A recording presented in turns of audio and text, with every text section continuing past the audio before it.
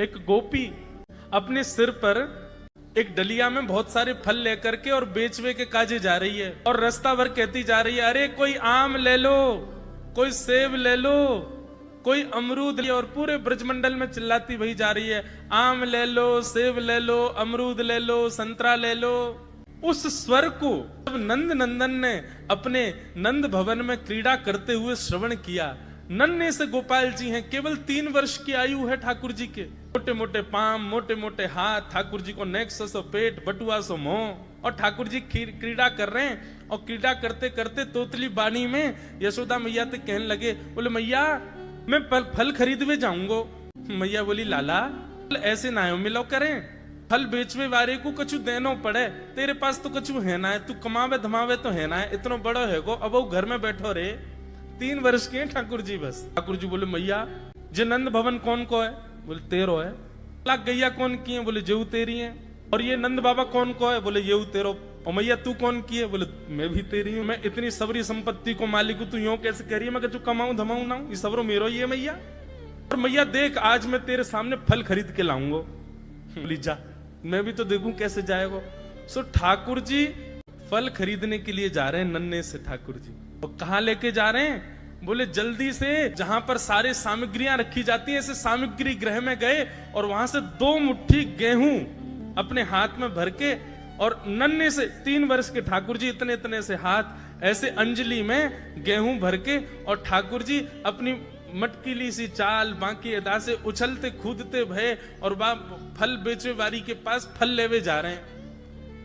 यशोदा मैया एक झांक करके एक तरफ से ठाकुर जी की इस लीला को देख रही है। अब कूदते भय ठाकुर जी जा रहे हैं। जितने गेहूं लिए, कितने गेहूं आए होंगे ठाकुर जी के हाथ में? ज्यादा से ज्यादा आए होंगे 25-30।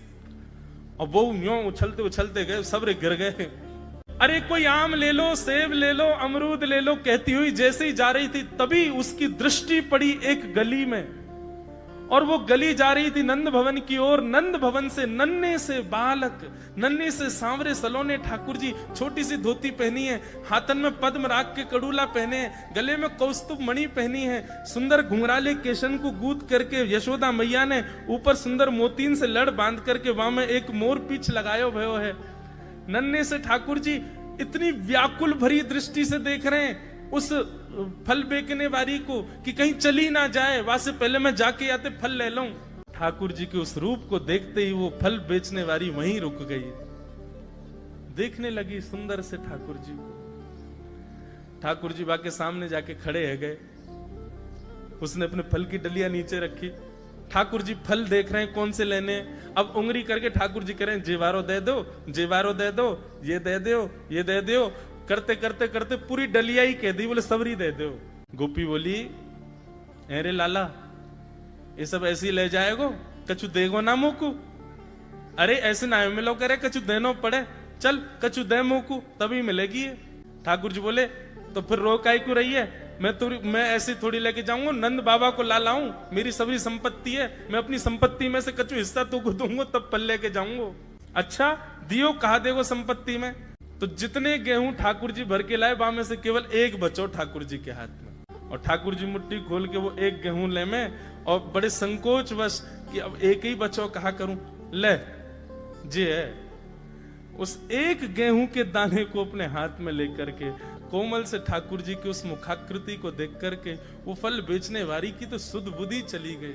ठाकुर जी बोली अरे नजर लगावेगी मुकू, चल जल्दी फल दे दे। बोले फल दे तो दूं, लेके कैसे जाओगे? 4 आम के बराबर के तो तुम स्वयं हो, एक आम के ऊपर एक ऐसे 4 खड़े कर दूं तो इतने बड़े तो तुम खुद ही हो, कैसे लेके जाओगे? ठाकुर जी बोले बड़ी चिंता। तभी गोपी ने की अच्छा आओ मैं दूं। ठाकुर जी को हाथ पकड़ करके उनकी कारी कमरी खोली, उनकी पीताम्बरी ने ढीली करी, और ठाकुर जी के कछु फल तो कमरिया में बांध दिए, कछु पामन में बांध दिए, कछु हाथन में बाजू बंद बना के बांध दिए, कछु गरे में लटकाई दिए। ऐसे कपड़ान में फल भर भर के ठाकुर जी के पूरे अंग में फल लटका दिए। अब ठाकुर जी को पेट तो है गयो ऐसो, यहाँ ते कमर निकल रही है, पीछे ते निकल रहा है, पीछे बस्ता की तरह वहां में कपड़ा में फल बंधे भये हैं, हाथन में बाजू बंद में भी केला आदि आदि सब बंधे भये हैं। और ऐसे ठाकुर जी मटकते भये, उछलते भये, और बड़ो श्रम है रोए, उठा नहीं पा रहे पाम को, इतना भारी है गयो पाम। और जैसे तैसे खिसक खिसक करके नंद भवन की ओर जा रहे हैं। इस रूप को जब उस फल बेचने वाली ने देखा, उसने अपनी फल की डलिया उठाई और फल की डलिया उठा करके जब सिर पर रखी तो आगे चलते हुए नेत्र बंद हो गए। अब तो बस यही कहती जा रही है, गोपाल ले लो, कृष्ण ले लो, माधव ले लो, मधुसूदन ले लो, गोविंद ले लो, नंद जी को लाला ले लो,